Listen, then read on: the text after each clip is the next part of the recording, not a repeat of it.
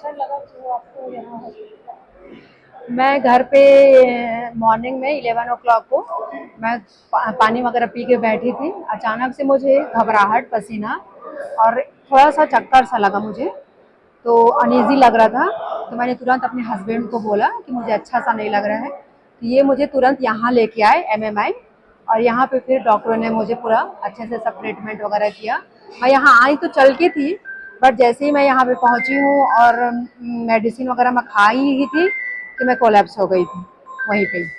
फिर वो इन लोगों ने, टीम ने पूरी आके मेरे को अच्छे से ट्रीट किया, और सारे ट्रीटमेंट जो भी थे, एंजियोप्लास्टी वगैरह, CPR दिया पहले तो। वो समझ नहीं आया, CPR कुछ आधा पौन घंटा किया इन लोगों ने। फिर उसी बीच इन लोगों ने मुझे शिफ्ट किया और एंजियोप्लास्टी वगैरह साथ में ही करते हुए लेके गए।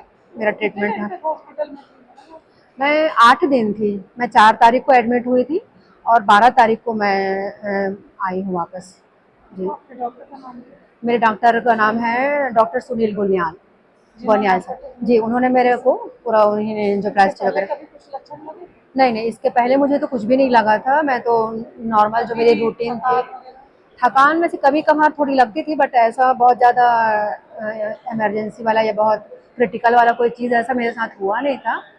बस बाकी सब तो ठीक था। और ऐसा मैं तो योगा वगैरह भी करती थी, तो एक रात पहले मैं 3 तारीख को योगा करके ही आई थी। शाम को 7 से 8 योगा गई थी।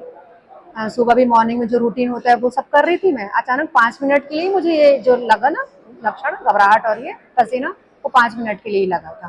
कितने देर में आप हॉस्पिटल पहुंचे? 15 मिनट लगा मेरे को घर से हॉस्पिटल आने में। अपना परिचय। मेरा नाम अलका तिवारी है जी। Thank you. Doctor Sunil Gauniyan ने की आपातकालीन एंजियोप्लास्टी। 48 वर्षीय महिला को मिला नया जीवन।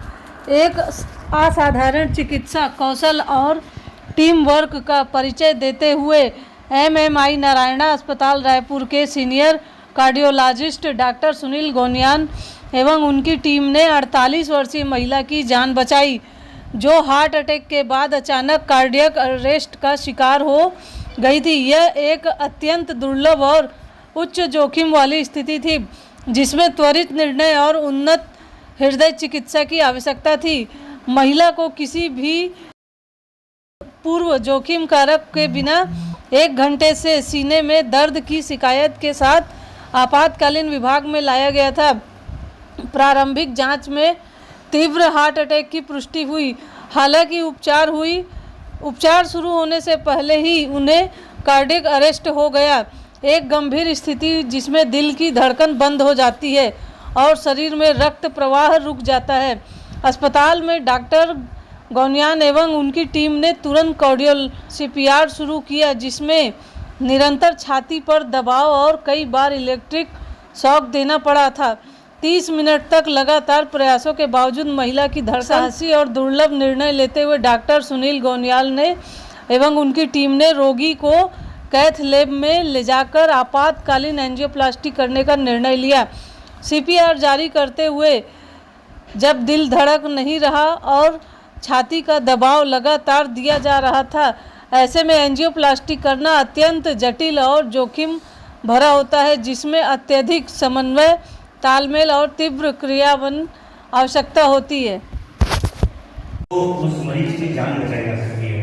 जैसे कि हमारे साथ अलका जी मौजूद हैं, वो हमारे पास जब पहुँचे तो उन्हें मेजर हार्ट अटैक आया था, और हार्ट अटैक आने के कुछ ही क्षणों बाद, कुछ ही मिनटों में उनका हार्ट बंद हो गया, जिसे हम कार्डियक अरेस्ट कहते हैं। और मैं आप लोगों को ये जरूर बताना चाहूँगा कि अगर किसी मरीज का दिल बंद हो जाए, धड़कना बंद हो जाए, तो 8 से 10 मिनट के लिए अगर हमारे ब्रेन को ब्लड सप्लाई बंद हो जाता है तो ब्रेन इरिवर्सिबली डैमेज हो जाता है। मतलब एक तरह से बोल सकते हैं कि ब्रेन डेड हो जाता है। उसके बाद अगर हार्ट चालू भी होता है तो मरीज ब्रेन से डेड हो जाता है, नहीं बच पाता। लेकिन इनके केस में तुरंत हमने CPR स्टार्ट किया। मेरे साथ इमरजेंसी की पूरी टीम थी। डॉक्टर अजितेश रॉय हैं कंसल्टेंट इमरजेंसी में, जो इस पूरे CPR को लीड कर रहे थे, और तुरंत उन्हें CPR दिया गया। मल्टीपल टाइम्स शॉक दिया गया। जो लाइफ सेविंग मेडिसिन होती हैं वो मेडिसिन से स्टार्ट की गई, और तुरंत से बुनियाद से कार्डियोलॉजी एनेस्थेसिया टीम को हमने इन्वॉल्व किया, क्योंकि हम जानते थे कि कहीं ना कहीं पेशेंट को अगर सही समय पे ट्रीटमेंट किया जाए तो उनकी जान हम जरूर बचा सकते हैं। जो थर्ड प्रिंसिपल की मैं बात कर रहा हूँ,